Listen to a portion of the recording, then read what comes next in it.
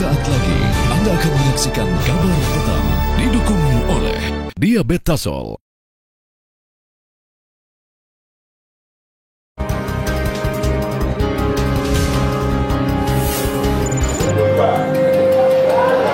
Kasus ormas meminta THR kepada perusahaan dan sejumlah pejabat membuat resah. Polisi berjanji akan menindak ormas yang memaksa.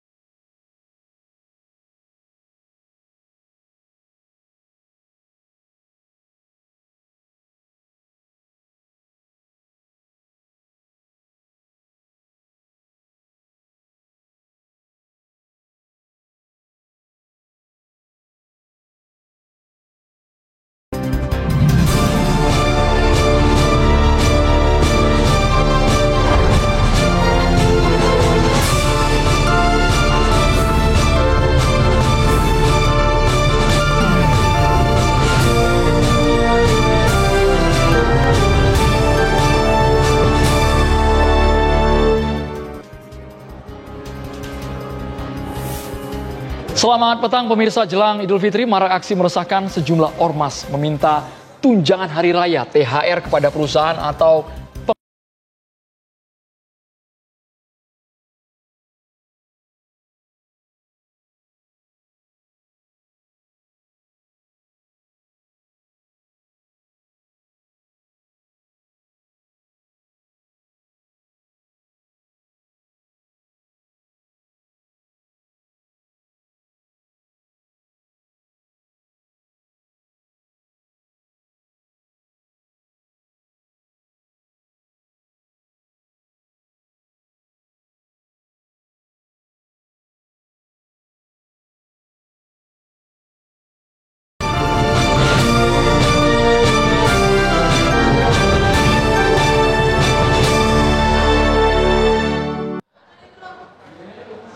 Akibat gelombang besar dan angin kencang, kapal Barakuda milik PT Timah tenggelam di perairan Tobo Ali, Kabupaten Bangka Selatan.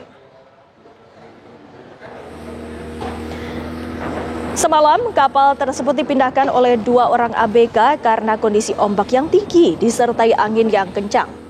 Di pinggir pantai tempat kapal tersebut berlabuh. Karena cuaca buruk, kapal pun tenggelam pada dini hari tadi. Kansar Pangkal Pinang langsung memberangkatkan 1 tim penyelamat menuju ke lokasi kejadian. Tim SAR gabungan menemukan 2 orang ABK telah mengapung di laut dan segera mengevakuasi mereka. Kedua ABK kemudian dibawa ke RSUD Bangka Selatan untuk mendapatkan perawatan.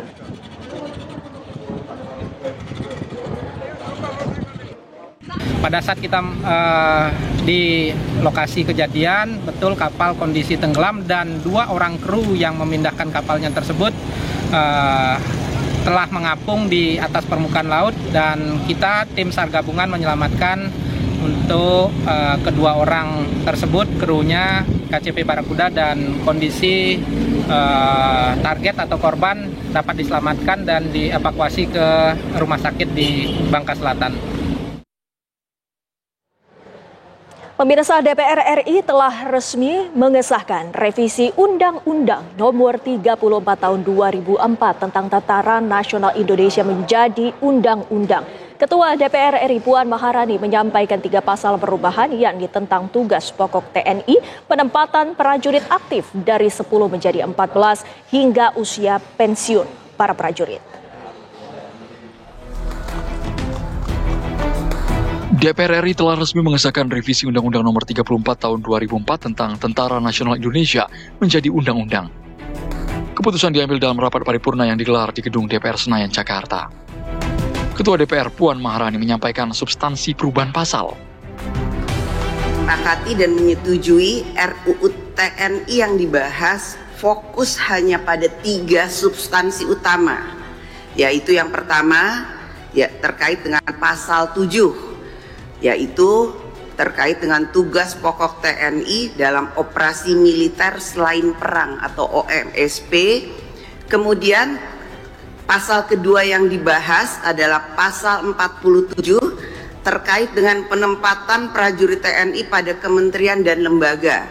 Sebagaimana diketahui bahwa prajurit aktif dapat menduduki jabatan di beberapa kementerian dan lembaga yang semula berjumlah 10 menjadi 14.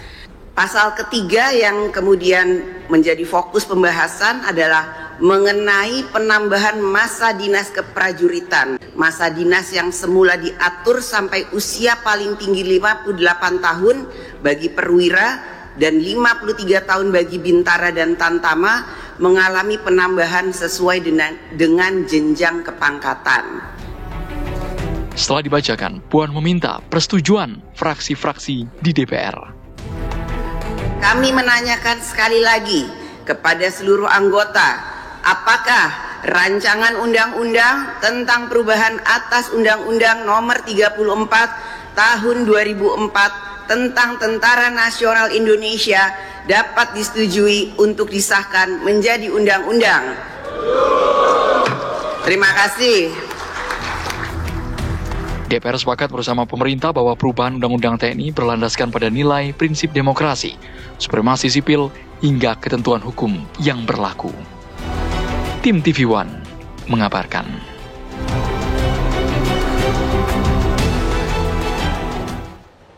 Pemirsa, senjata laras panjang yang diduga digunakan pelaku penembakan terhadap 3 anggota polisi yang tewas saat menggerebek arena judi sabung ayam di Waikanan, Lampung ditemukan. Senjata tersebut ditemukan sekitar 6 km dari tempat kejadian perkara.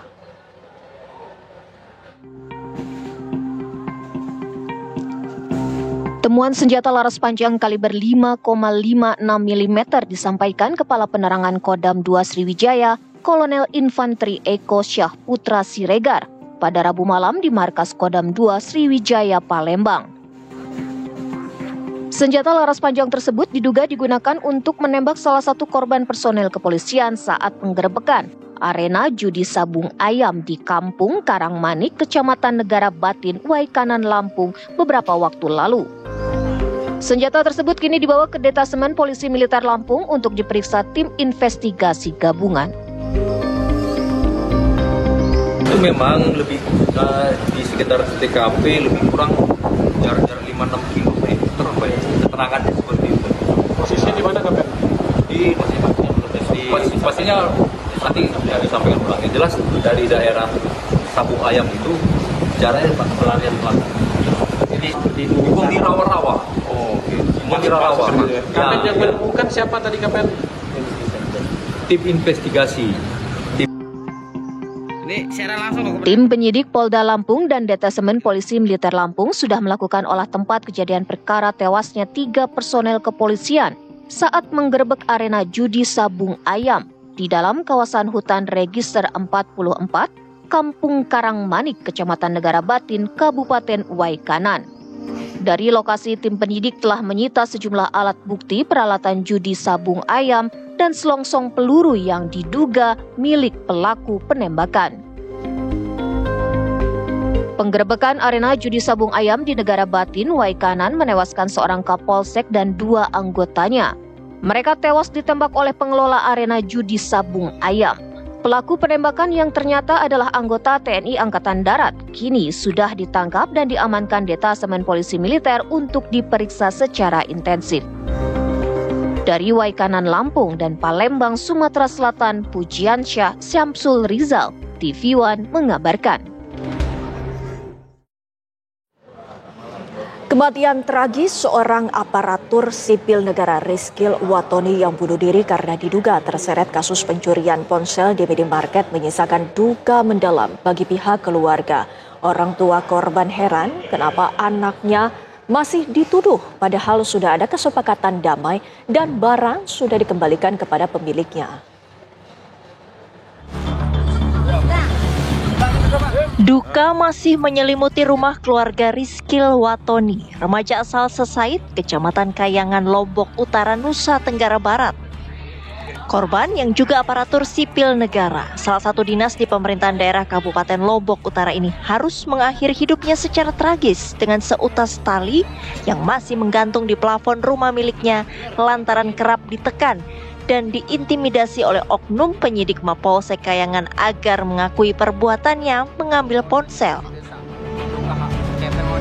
Orang tua korban masih ingat persis kronologi kejadian yang menimpa putranya hingga berujung duka mendalam bagi pihak keluarga.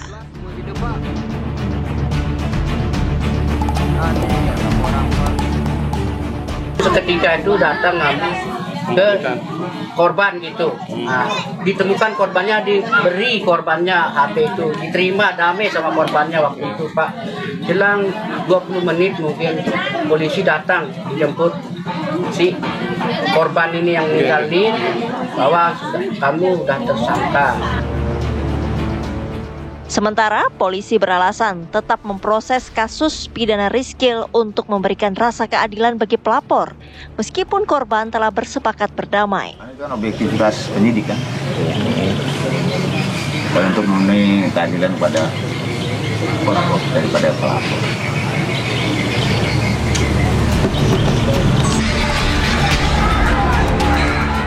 Sebelumnya massa membakar markas kepolisian sektor Kayangan Lombok Utara, Nusa Tenggara Barat.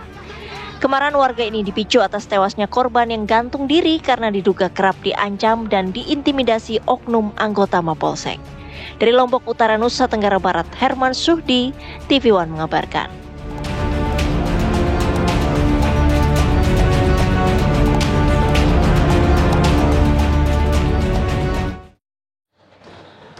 Pemirsa, bukti peninggalan sejarah penyebaran agama Islam tersebar di Jakarta. Sejumlah masjid ikonik di Jakarta yang memiliki peran penting dalam penyebaran Islam di tanah air. Nampak Tilas menjajaki peninggalan penyebaran Islam di masa lalu diawali dengan mengunjungi Masjid Amir Hamzah di Komplek Taman Ismail Marzuki, Menteng, Jakarta Pusat dan berlanjut ke Masjid Cut Mutia. Masjid Cut Mutia memiliki keunikan tersendiri, salah satunya mihrab dari masjid yang diletakkan di samping kiri dari saf salat. Selain itu, posisi safnya juga terletak miring terhadap bangunan masjidnya karena bangunan masjid tidak tepat mengarah kiblat. Ya, ini pernah jadi kantor pos, pernah menjadi kantor jawatan kereta api. Jadi habis kita merdeka kan ibu kota diserahin kepada Belanda dan Soekarno, Hatta dan seluruh kabinet itu pindah ke Jogja.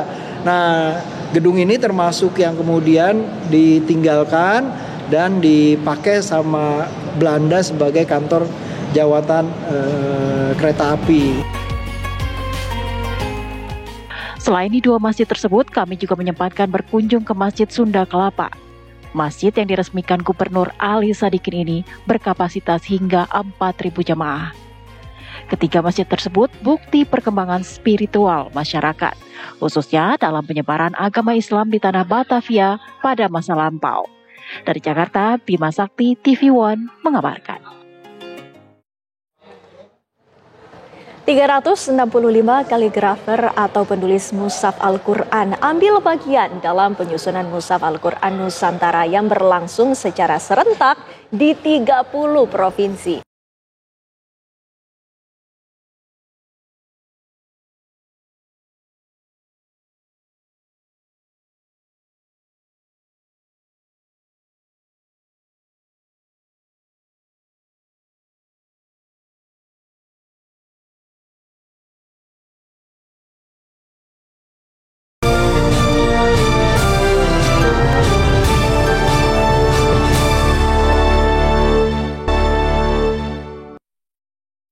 Pemirsa, laga kualifikasi Piala Dunia antara Australia dan juga Indonesia saat ini tengah berlangsung di Sydney, Australia. Indonesia tertinggal. Kami ajak Anda bergabung bersama dengan rekan kami, ada Yasmin Rahmadi, langsung dari Stadion Allianz, Sydney, Australia. Yasmin, silakan. Selamat petang, Andrew dan juga pemirsa. Saat ini kami mengabarkan dari Football Stadium di Moores Park, New South Wales, di mana saat ini pertandingan antar timnas Indonesia versus timnas Australia sedang berlangsung. Tadi pertandingan pun dimulai pada pukul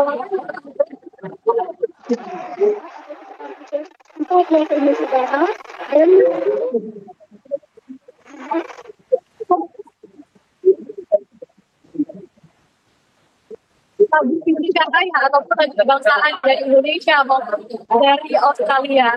Namun saat ini di saat permainan sudah berada di tempat kedua, keadaan dari timnas Indonesia ini adalah tertinggal dengan timnas Australia.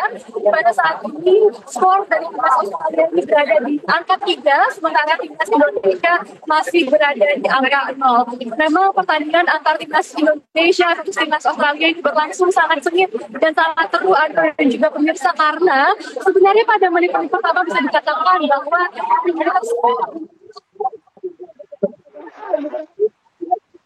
sempat hampir mencetak gol dan pada menit ke-7 dan juga sekitar menit ke-14. Namun ini sayangnya disusul oleh timnas Australia berhasil mencetak gol di sekitar menit ke-19, lalu 17 dan juga terakhir di menit ke-23.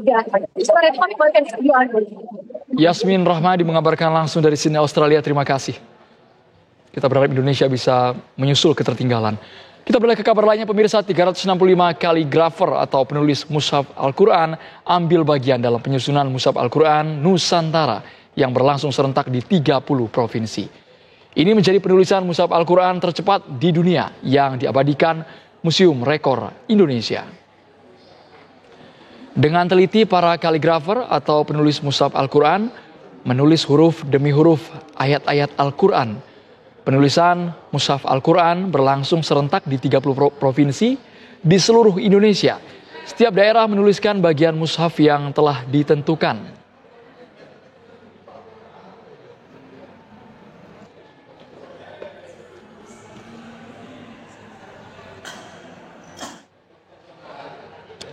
Masjid Tua Wapawe, salah satu masjid bersejarah dan masjid tertua di Indonesia Timur, hingga saat ini masih berdiri kokoh. Masjid yang terletak di desa Kaitetu, Maluku Tengah, Maluku ini dibangun pada abad ke-6.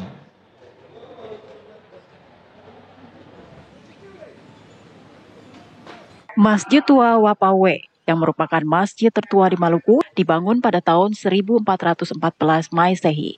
Hingga sekarang masjid bersejarah ini telah berusia lebih dari 600 tahun.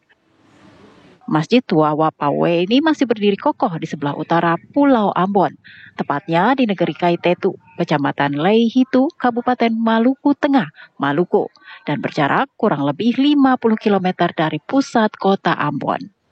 Dari luar, masjid ini tampak unik, dengan ukuran lebar 10 x 10 dan panjang 10 x 10, dapat menampung jamaah sekitar 60 orang. Meskipun kecil dan sederhana, namun masjid ini mempunyai beberapa keunikan yang tidak dimiliki masjid lain pada umumnya. Konstruksi bangunannya, kubah masjid menggunakan kayu, atap hingga dinding masjid terbuat dari pelepah pohon sago. Selain itu, setiap sambungan tiang di masjid ini tidak menggunakan paku, melainkan hanya menggunakan pasak kayu pada setiap sambungan kayu. Dia punya Al-Quran tulisan tangan, ada lampu juga kuningan, dulu bahan bakar dari minyak kelapa. Oh, yang sana? Ya, juga ada yang putih. Ya, salah satu tongkat khotbah yang dibawa oleh Mubalik dari Tanah Arab, dan juga ada lampu putih dari Eropa, dan juga ada peninggalan bendera merah putih, tapi bentuk segitiga itu dia sudah kalau di dalam Masjid Wapawe ini sudah duplikat. Jadi dulu itu di tahun 1400 sudah merah dan putih. Dinamakan Wapawe karena dulunya di lokasi tempat berdirinya masjid ini banyak tumbuh pohon mangga hutan atau mangga berabu yang dalam bahasa Kaitetu disebut wapa. Dari situlah masjid ini berganti nama menjadi Masjid Wapawe, yang artinya masjid yang didirikan di bawah pohon mangga. Dari Maluku Tengah, Maluku, Usman Mahu, TV One mengabarkan. Kini kita beralih melihat suasana bulan Ramadan di Yogyakarta. Bagaimana suasana menanti waktu berbuka puasa, tepatnya di Masjid Kampus UGM. Sudah ada rekan kami, Andri Prasetyo dan juru kamera Lingga di sana. Andri, silakan. Ya, Andrew dan juga pemirsa, dapat kami kabarkan dari Yogyakarta memang salah satu lokasi ataupun tempat yang menjadi pilihan masyarakat untuk menunggu waktu berbuka puasa adalah Masjid Kampus Universitas Gadjah Mada atau Maskam UGM.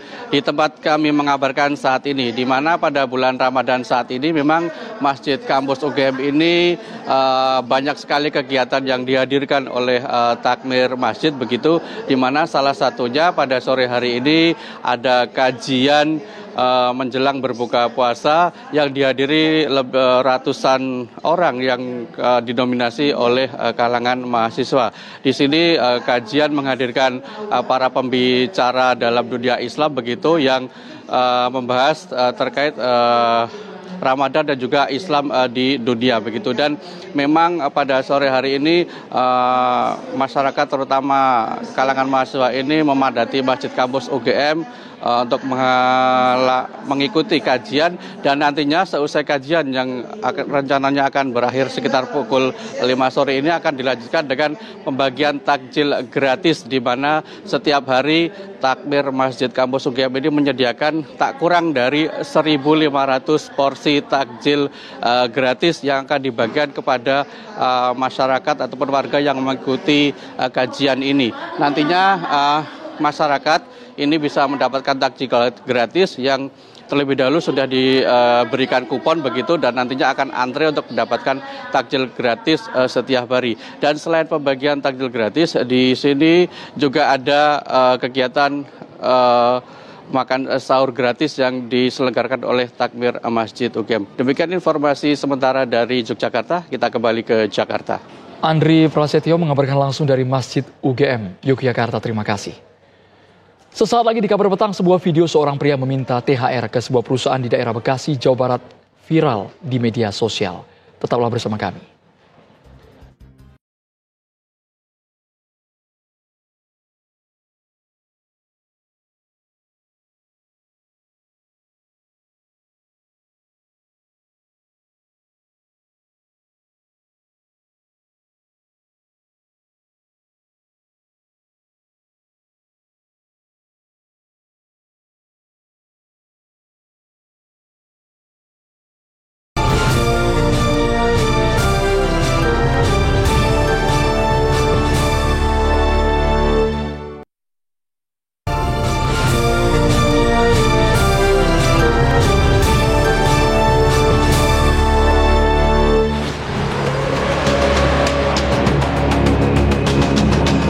Presiden tadi merintahkan untuk akan merintahkan TNI Polri untuk tadi dengan kejaksaan untuk melihat seperti itu.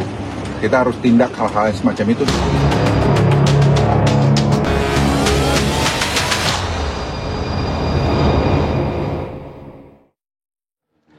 Pemirsa, sebuah video seorang pria meminta THR ke sebuah perusahaan di daerah Bekasi, Jawa Barat viral di media sosial. Dalam video, pria yang mengaku jagoan Cikiwul berdebat dengan satpam karena memaksa bertemu dengan pimpinan perusahaan. Kapolsek Bantar Gebang, Kompol Sukadi membenarkan peristiwa tersebut. Sambil kita dengarkan, inilah kejadiannya perdebatan antara ormas dan juga security. Lu makan berak di sini nggak hargain gue. Lu kalau pengen tahu, gua jagoan yang megang Cikiwul. Iya, Pak. Ada nih gua nih. Iya, paham. Paham. Masa gua banyak di sini. Paham saya juga. Kalau gua tutup jalan di depan baru bisa bergerak. Siap. Ya, Bu. Ya gimana? Kita kan sesuai prosedur juga, Pak. Prosedur buat nih. Gua mau ketemu pimpinan lu di sini siapa? Bos lu. Harga saya lah, Pak. Saya kerja di sini, Pak. Ya kan kita nggak ada hubungan sama kamu. Nggak ada urusan sama lu, urusan perusahaan. Tapi kan kita sebagai pengamanan, Bu. Kita pengen tahu responnya apa gitu. Bos lu siapa? Nggak mau kenal gua ya. Gua masih gini, ini udah cara baik-baik gua loh. Nah, gua apa sih? Gua bela negara di sini ya kan. Iya. Mati-matian. Tuh. Iya kan. Paham saya juga, Pak. Nah, di sini lu baca. Iya kan? Iya. Gua jangan jadi penonton doang, lu nyari makan di sini. Dia nyari buat beli Fortuner, buat beli berlian. Kalau kita kan gimana kalau misalkan saya ajuin lagi, terus saya yang berbicara? Serah kalau gitu. Oke, tulis sama gua. Permintaan tersebut sudah rutin dilakukan setiap tahun. Polisi kini menyelidiki apakah ada unsur pidana atau tidak.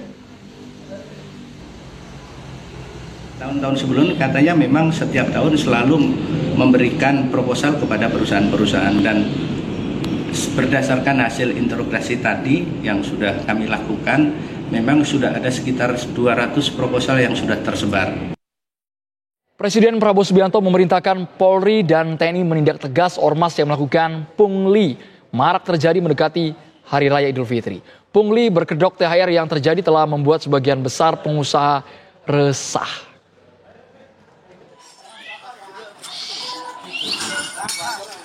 Maraknya kasus organisasi masyarakat atau ormas yang melakukan pungutan liar alias pungli, terutama meminta tunjangan Hari Raya THR, membuat resah para pengusaha. Polisi telah menegaskan untuk segera melapor apabila ada pemaksaan ormas dalam minta THR kepada pengusaha. Menanggapi hal tersebut, Ketua Dewan Ekonomi Nasional Luhut Binsar Panjaitan menyebut, Presiden Prabowo Subianto minta Polri dan TNI menindak tegas ormas yang melakukan pungli. Sedikit pun soal pungli di kawasan. Presiden tadi merintahkan untuk tadi akan merintahkan TNI Polri ya tadi ya, untuk tadi dengan kejaksaan untuk melihat seperti itu. Kita harus tindak hal-hal semacam itu. Kasus pemaksaan ormas yang meminta THR terjadi di sejumlah daerah. Di Tangerang, Banten, seorang satpam perusahaan dianiaya anggota ormas yang meminta THR secara paksa. Sementara itu, amplop yang berisi surat permintaan THR dari berbagai ormas pun viral di media sosial. Tim TV One mengabarkan.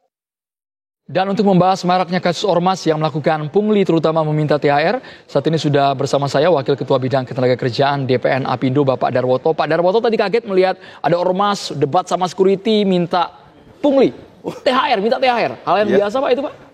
Ya sepertinya begitu. Jujur Pak? Ya betul. Dan itu tidak hanya di daerah itu aja, mungkin di daerah lain juga ada.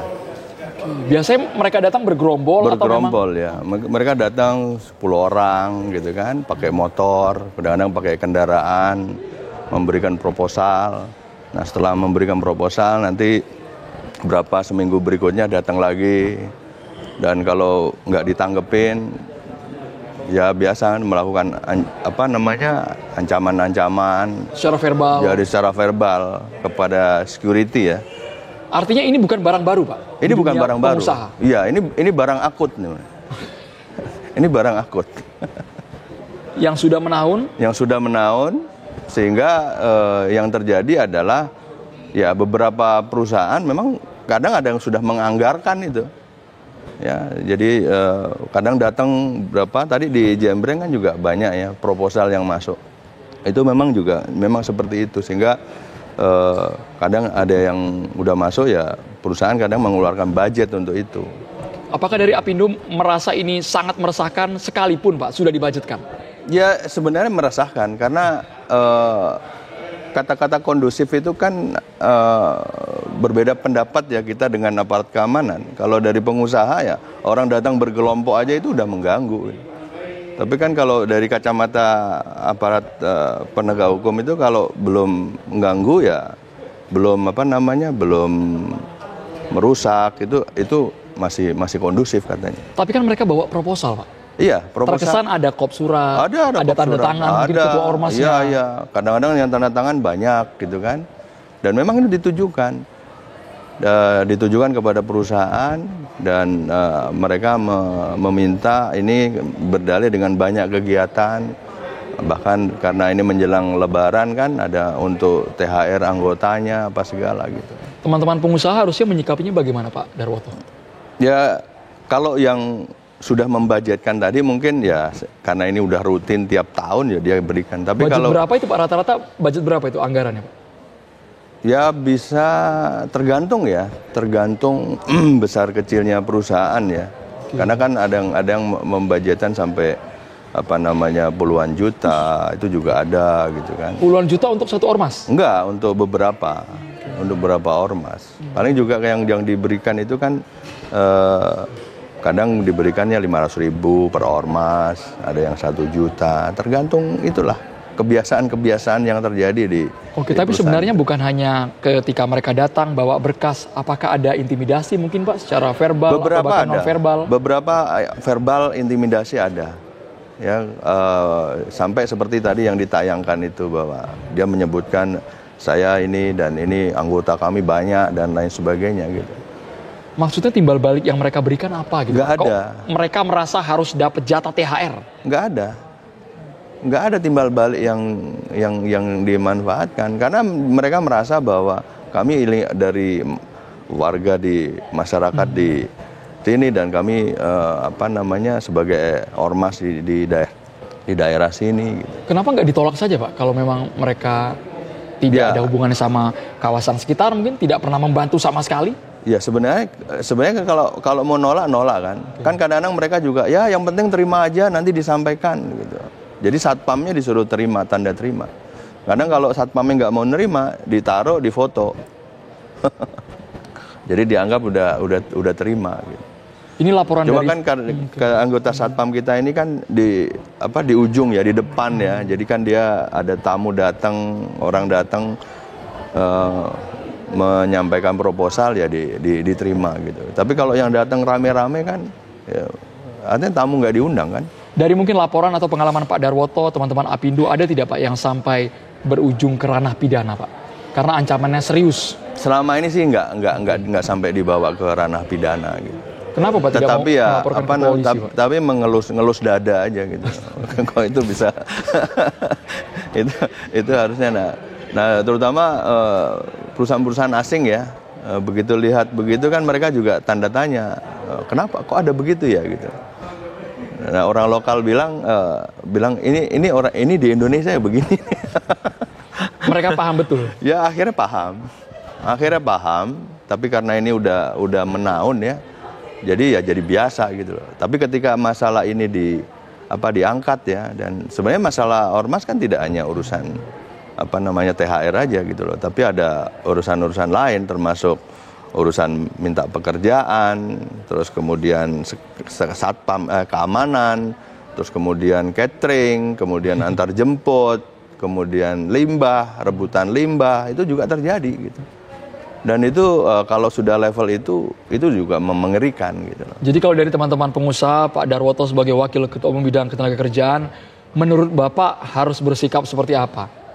Apakah ya sudah kalau punya budget cari aman, kasih aja ke ormas? Ya akhirnya di antara teman-teman pengusaha itu ya bilang ya kalau ada budget silakan diatur lah gitu. Tapi kalau nggak ada ya jelasin saja. Menjelaskan ya ujung-ujungnya dimaki-maki gitu kan. Itu yang terjadi.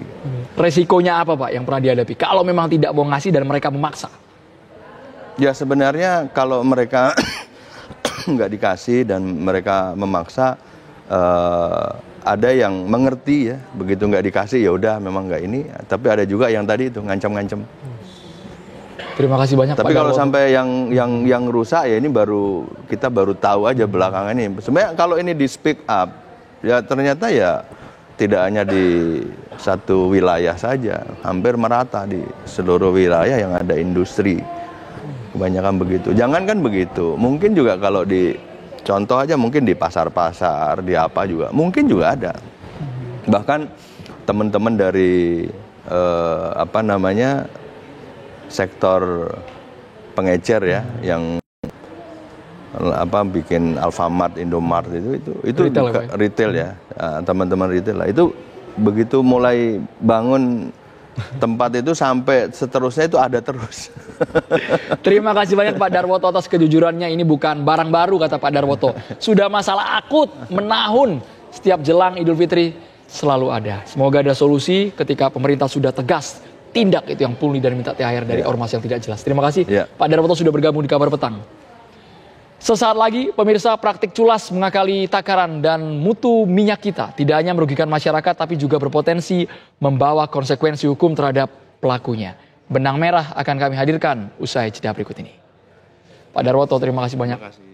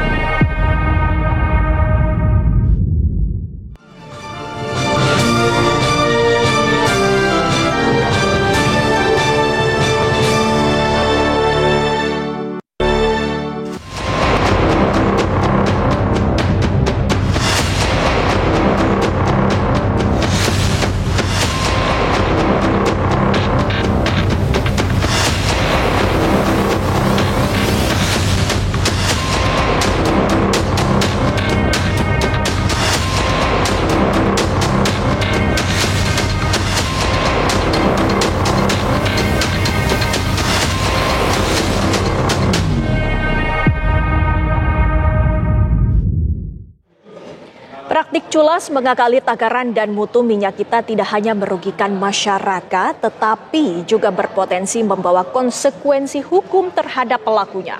Namun begitu, temuan di lapangan praktik menabrak aturan cukup beragam. Sementara pihak berwenang disebut telah melakukan pengawasan sebelum kasus ini ramai ke permukaan. Apa saja bentuk-bentuk pelanggaran yang mungkin terjadi? Selengkapnya dalam benang merah ancaman sanksi pelaku manipulasi.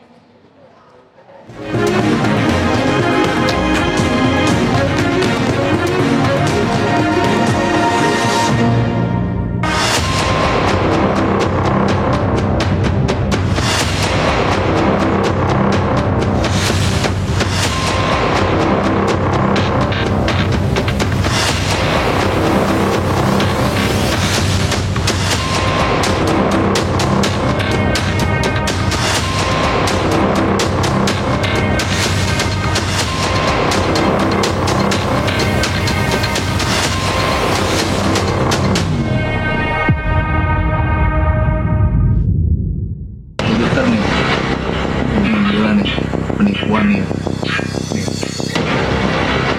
Segel tadi tuh ya, kemasannya masih full. Terus video viral menyoal takaran minyak kita seakan ikut menguak maraknya praktik nakal merugikan khalayak. Pengusutan intensif oleh pihak berwenang lantas mengantarkan sejumlah nama sebagai tersangka. Mereka berulah dengan menyunat takaran, memasukkan label dan atau isinya, hingga memanipulasi label juga isi, serta menyunat takarannya. Laku culas para pelaku usaha itu bukannya tak terpantau mata para pengawas. Bahkan sebelum isu minyak kita ini ramai, Kementerian Perdagangan disebut telah memelototi tidak kurang dari 316 pelaku usaha yang tersebar di 23 provinsi. Kemendak melalui Direktorat Metrologi dan Unit Metrologi Legal di kabupaten atau kota juga telah melakukan pengawasan terhadap produk yang telah beredar di pasaran. Mereka memeriksa tidak kurang dari 88 produsen atau pengemas ulang di 168 kabupaten atau kota.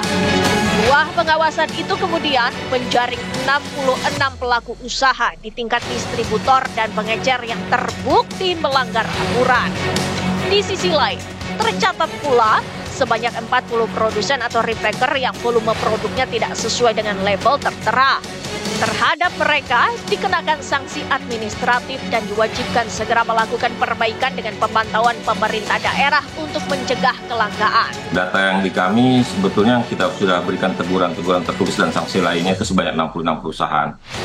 Sementara yang terkait alat ukur tangkap timbangan itu terdapat 4 perusahaan. Itu ada 5 perusahaan, cuman yang 1 perusahaan sudah cukup. Jadi 66 itu bukan hanya ukurannya, Mbak. Itu terkait dengan harganya, HIT-nya, terus penjualan dan bundling, dan juga dia dari pengecer jual ke pengecer lagi yang mengakibatkan harga menjadi tinggi, dan juga KBLI-nya tidak sesuai, terus tidak memiliki tanda daftar gudang dan lain sebagainya.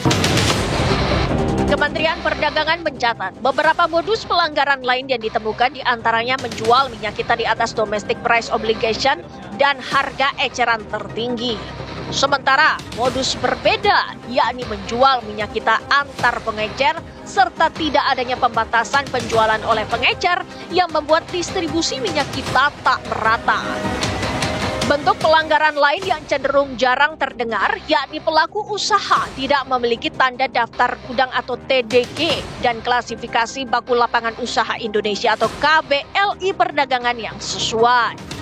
Itu kami setiap kali minta kepada pedagang pasar belinya di mana. Itu tidak pernah kami dapat informasi beliau beli dari mana.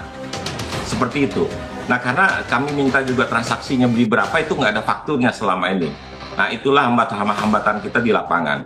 Nah, dengan upaya kita yang pengawasan kita lakukan, ya kita dapat seperti yang saya sampaikan tadi, dari 311 pengawasan sudah ada 66 pelaku usaha yang kita kenakan sanksi. Kita tidak pernah mengenakan sanksi kepada pedagang di pasar. Kita hanya ingin mendapatkan informasi di mana mereka membelinya sehingga kita tracing ke atas. Seperti D1, D2, dan produsen.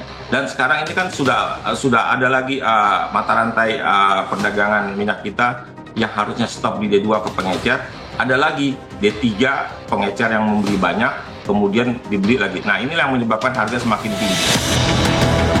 Secara umum, pelanggaran terhadap peraturan pemerintah nomor 29 tahun 2021 tentang penyelenggaraan bidang perdagangan serta peraturan Menteri Perdagangan nomor 18 tahun 2024 tentang minyak goreng sawit kemasan dan tata kelola minyak goreng rakyat, ancaman sanksinya mulai dari teguran tertulis, penarikan barang dari distribusi, penghentian sementara kegiatan usaha, penutupan gudang, hingga rekomendasi pencabutan izin usaha.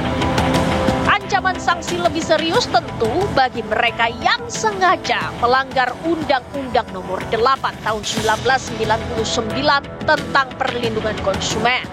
Diketahui, konstitusi itu mengharuskan pelaku usaha memproduksi dan atau memperdagangkan barang sesuai dengan berat bersih, ukuran atau takaran yang tertera dalam label. Pelanggar aturan itu dapat dipidana dengan hukuman penjara paling lama 5 tahun atau denda paling tinggi 2 miliar rupiah. Ya, kita kan ada beberapa tahap ya sebelum dikenakan sanksi pidana. Pertama kita proses klarifikasi, kita cek kelengkapan dokumen dan juga standarnya. Nah, setelah itu kita gelar perkara, setelah itu kita limpahkan ke Barreskrim Maria. Aturan tetaplah aturan. Pun melanggar aturan tetaplah bersalah. Namun, dalih mengapa pelaku sampai nekat menabrak aturan sedikit banyak memantik perbincangan. Benarkah keharusan mengutamakan kepentingan masyarakat dipandang memberatkan?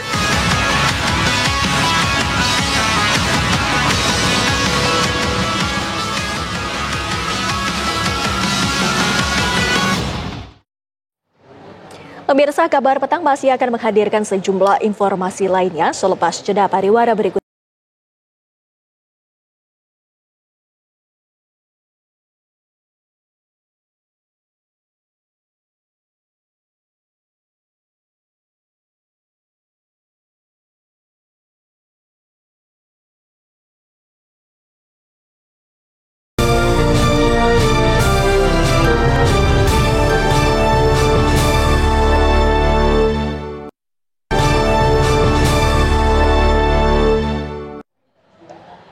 Ya pemirsa, jam-jam seperti sekarang ini memang pas banget waktunya untuk berburu menu berbuka puasa. Nah kira-kira Anda sudah ada yang ingin disantap untuk berbuka puasa nanti? Jika belum, ini sudah ada Aurelia Zafira yang berada di kawasan Kebayoran Baru, Jakarta Selatan yang akan menginformasikan ada rekomendasi apa saja nih menu untuk berbuka puasa nanti. Aurelia? Ya, Wendy Wellington dan juga pemirsa, benar sekali sore ini saya memilih untuk mencari berburu takjil di Jalan Rengas Kebayoran Baru. Tepatnya ini ada di pasar di antara Jalan Rengas dan juga Jalan Poncol, yang mana Jalan Rengas berada di Kebayoran Baru dan Jalan Poncol berada di Mampang Perapatan, Jakarta Selatan. Dan ini merupakan salah satu tempat favorit bagi masyarakat Jakarta Selatan nih pemirsa untuk berburu takjil, mulai dari ujung jalan Rengas sana itu ke Jalan Poncol itu sekitar 400 meter itu full menjual takjil untuk berbuka puasa. Di sini contohnya ada banyak sekali goreng-gorengan, lalu juga ada lontong, ada takjil seperti bubur sumsum, juga ada biji salak. Lalu ada makanan-makanan berat yang tadi juga sudah disiapkan untuk dijual dan dibeli jadi untuk berbuka puasa, untuk menu berbuka puasa. Dan yang uniknya tadi saya di sini sudah cukup lama, Wendy dan juga pemirsa, sambil melihat-lihat makanan apa yang akan saya beli untuk berbuka puasa. Dan salah satu kios ini, Gohyong ini menjadi salah satu tempat yang paling ramai dikunjungi bagi para pembeli. Coba kita tanya-tanya langsung sama penjualnya ya, Wendy dan juga pemirsa. Halo Bang, mau tanya-tanya, namanya siapa Bang? Saya Adit. Bang Adit, jual apa nih Bang? Saya jual Gohyong. Menunya ada apa aja Bang? Di sini kita ada 3 menu. Menu pertama itu yang paling utama ada Gohyong, ada wonton atau pangsit rebus, terus ada mie lebar chili oil. Oh, yang best sellernya tuh ada apa, Bang? Goyong. Goyong. Iya, goyong. Harganya berapa nih, Bang? Harganya kita mulai dari kalau goyong sendiri 20.000. Iya. Apa nih yang bikin menarik sampai dari tadi orang berburu takjil untuk berbuka puasa pada ngantri di sini, Bang? Oh, mungkin untuk makanan yang Chinese food kita doang yang di sini mungkin ya. Yang sama yang beda juga sih mungkin. Kalau ini jualan berarti setiap hari atau pas bulan puasa aja, Bang? Oh, kalau saya setiap hari. Lapaknya juga di sini. Oh. Tapi untuk di daerah Rengas dan juga Poncol ini emang rame ya untuk buka puasanya? Iya, benar rame. Iya, rame benar. Kalau daerah sini emang setiap tahunnya sih emang langganan rame setiap bulan puasa gitu. Banyak sekali ya pilihannya juga ya, Bang ya? Iya, betul banyak. Ada 3 kebetulan kita, 3 menu. Baik, terima kasih banyak, Bang ya. Iya, Windy, ini benar sekali, di sini juga banyak pilihan lainnya, bukan hanya goyong. Seperti yang saya sebutkan tadi, ada risol, lalu ada makanan-makanan beratnya. Ini juga tidak jauh dari tempat kuliner favorit di Jakarta Selatan, yaitu Pujasera dan juga Taman Birah yang ada di Jakarta Selatan. Sementara demikian, Windy, saya kembalikan ke Anda di studio. Baik, terima kasih Aurelia Safira mengabarkan langsung dari Bilangan, Jakarta Selatan. Selamat berburu takjil. Dan pemirsa, Masjid Raya Baitur Rahman Banda Aceh yang terkenal dengan kemegahan bangunan dan memiliki sejarah panjang menjadi destinasi wisata religi bagi para pengunjung. Kami akan hadirkan sesaat lagi. Tetaplah bersama kami.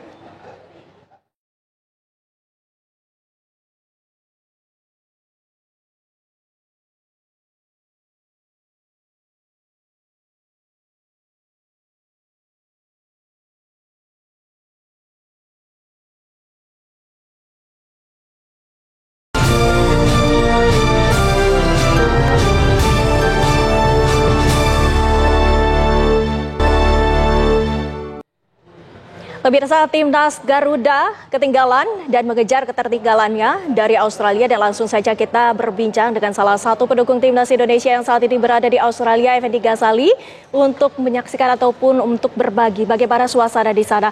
Bang Ege, ini kita ketahui bahwa 4-0 Indonesia tertinggal. Apakah semangat ini masih membara di sana? Ya, saya harus menyampaikan bahwa ini suasana yang agak menyedihkan ya. Sebetulnya peluang kita itu sangat banyak. Di menit keempat tadi ada sundulan ya dari Jai Ijes, tapi digagalkan oleh Matt Ryan. Kemudian menit ke-8 Struts dijatuhkan oleh Kay Walker dan kita mendapat penalti, tapi Kevin Dix sebetulnya arahnya sudah tepat, hanya mengenai gawang. Lalu gantian Martin Boyle itu akhirnya bisa menuntaskan penalti ya pada menit ke-18 ketika Nathan Chuaon menjatuhkan Lewis Miller.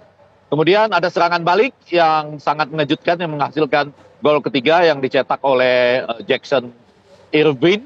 Dan di babak kedua itu ada sebuah tendangan sudut yang gampang sekali. Lewis Miller seperti tidak terjaga. Jadi yang mau kita katakan adalah Patrick Kluivert berusaha betul untuk mencoba bermain ofensif. Tetapi saya tidak terlalu jelas apakah ini 3-5-2 atau 4-3-3.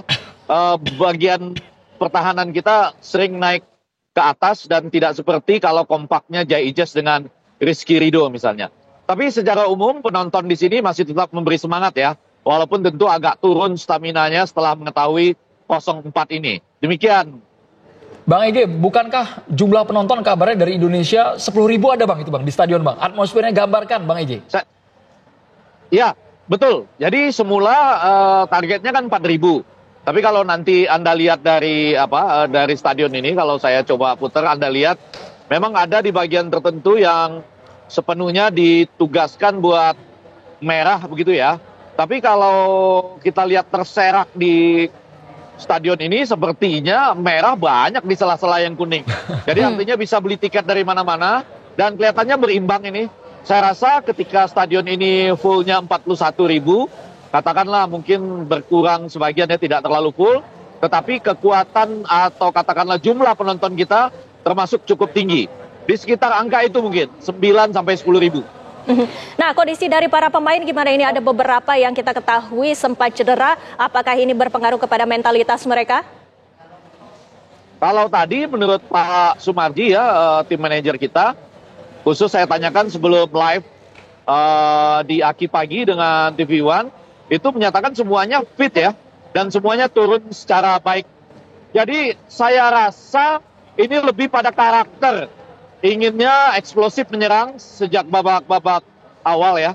Walaupun disebutkan 3-5-2, tapi hampir mendekati 4-3-3. Dan pemain-pemain baru kita seperti Dan James misalnya, itu agak sering naik ke atas ya. Ada Mel Hilgers, bahkan Kevin Dick tadi yang menendang penalti juga agak banyak naik ke atas. Sehingga kita lihat begitu ada serangan balik misalnya, itu agak dengan gampang bola itu dicebloskan oleh penyerang Australia ya, Felipe Roy. Dan kemudian bahkan Irving misalnya bisa mencoba 2 kali loh. Ya, sudah ditepis oleh Martin Paes, itu masih dia lagi bisa mencoba. Dan gol yang keempat ini lebih menyakitkan lagi dari tendangan sudut. Dan Lewis Miller bebas sekali. Tapi kalau dari sudut jumlah serangan kita terhitung banyak loh.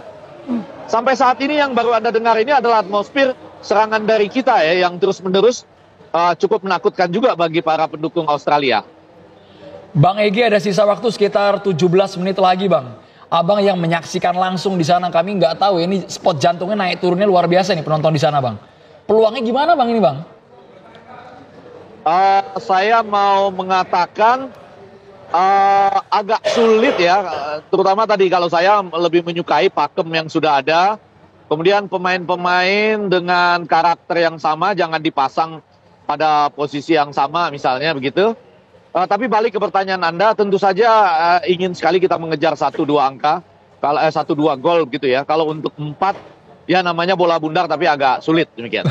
Nah, untuk para supporter ini melihat ketertinggalan dari Indonesia, apakah masih terus mendukung timnas Indonesia sampai peluit panjang berbunyi? Kalau itu iya, sampai saat ini masih terus ya. Walaupun tentu secara psikologis akan berbeda kalau kita tadi bisa mencetak gol melalui penalti misalnya. Tapi secara umum ingin saya katakan bahwa masih tetap setia, masih tetap bersorak-sorai.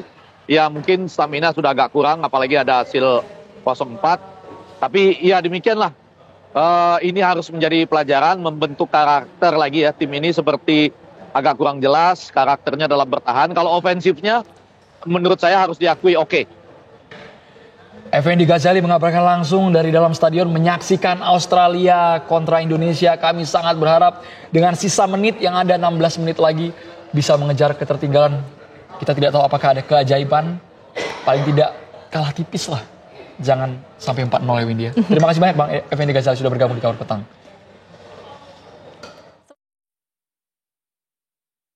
Aceh yang terkenal dengan kemegahan bangunan dan memiliki sejarah panjang menjadi destinasi wisata religi bagi para pengunjung yang datang ke Bumi Serambi Mekah. Saat bulan suci Ramadan, Masjid Raya Baitur Rahman ramai dikunjungi warga dari berbagai daerah untuk beribadah dan menantikan waktu berbuka puasa.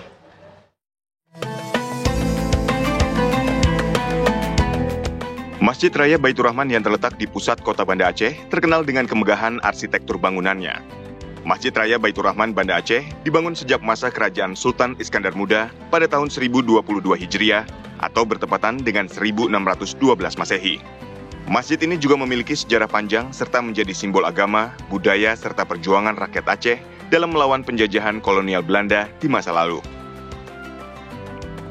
Masjid yang menjadi saksi bisu tragedi bencana gempa dan tsunami Aceh 2024 silam telah menjadi destinasi wisata religi bagi para pengunjung yang datang ke Bumi Serambi Mekah.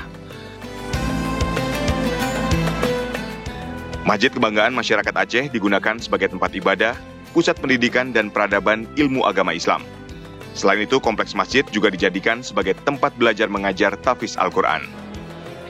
Saat bulan suci Ramadan, Masjid Raya Baitur Rahman ramai dikunjungi warga dari berbagai daerah untuk beribadah dan menantikan waktu berbuka puasa. Ya, alhamdulillah rasanya sangat senang karena masjid ini penuh dengan sejarah dan sangat indah. Jadi sangat nyaman untuk kita bisa beribadah di sini ya. Dan saya dari Langsa 8 jam dari Banda Aceh ya, datang ke sini salah satunya tujuannya bagaimana bisa beribadah di sini. Jadi sangat menyenangkan dan bahagia. Sejak didirikan hingga sekarang, Masjid Raya Baitur Rahman telah beberapa kali direnovasi dan mengalami perluasan. Berbagai fasilitas di dalam masjid diharapkan dapat membuat jemaah menjalankan ibadah dengan khusyuk. Dari Banda Aceh, Muhammad Fadli, TV One, mengabarkan.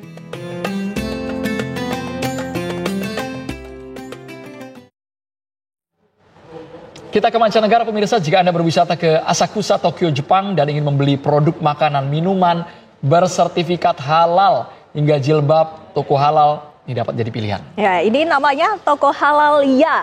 Toko ini juga menyediakan tempat sholat bagi pengunjung muslim yang datang ke sana.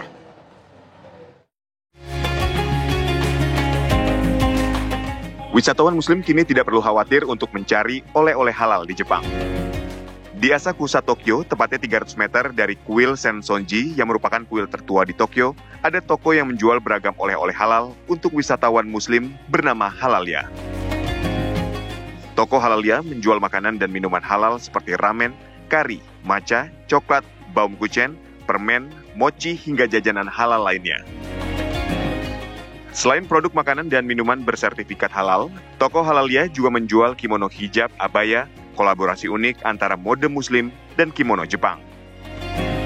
Pemilik toko Halalia, Yoshito Arima, mengajak TV One berkeliling melihat sejumlah produk halal yang dijual di toko Halalia. Ide terjun ke bisnis halal bermula dari teman-teman Yoshito yang beragama Islam saat dirinya bersekolah di London.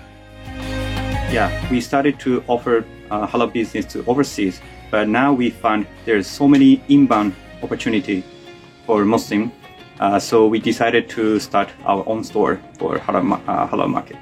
I have many Muslim friends actually since I was 16 years old, and they always tell me, why don't you start halal business? So yeah, and like 5 or 6 years ago, I got halal certified for my product, then try to export. Then now I have a big opportunity for inbound customers for halal product here. Vito, wisatawan asal Jakarta yang berkunjung ke toko Halalia, menyatakan toko ini memiliki produk halal yang lengkap dengan harga yang terjangkau. Dari Instagram. Dari Instagram ya. Berarti ini baru pertama kali ke sini? Iya. Baru pertama kali itu. Oke bang. Gitu. Kurang beli apa lagi bang setelah itu bang? Ini pertama kali, jadinya lihat dulu, nanti next time pasti kita coba. Ya sekarang masih snack aja ya. Kalau ternyata cukup lengkap. Bahkan ada makanannya yang kita nggak nyangka, karena awalnya kita taunya IG-nya lebih ke hijab dan ini ya. Dan ternyata lebih banyak. Toko Halalia juga menyediakan tempat sholat bagi pengunjung yang datang. Jadi bagi Anda yang berwisata ke Jepang dan ingin membeli produk halal, dapat mampir ke toko ini. Dari Tokyo, Jepang, Widya Misela, TV One, mengabarkan. Ini ngomongin buka puasa memang nggak ada habisnya, tapi suasana kebatinan kayaknya agak terpengaruh karena skor Australia-Indonesia nih. Udah 4-1 skornya, Oli Romani barusan membobol gawang Australia. Semoga ada keajaiban dengan sisa sekitar berapa ini, 10 menit lagi, bobol terus, kalah tipis lah paling nggak. Kalau bisa menyamakan kedudukan, Win. Tapi ini memang sama dengan bulan Ramadan, kita harus sabar. Nah ini. Dan ini juga menutup perjumpaan kita di Kabar Petang. Saya Windy Wellingtonia. Saya Andromeda Mercury. Tetap dukung Indonesia. Sampai jumpa. Sampai jumpa.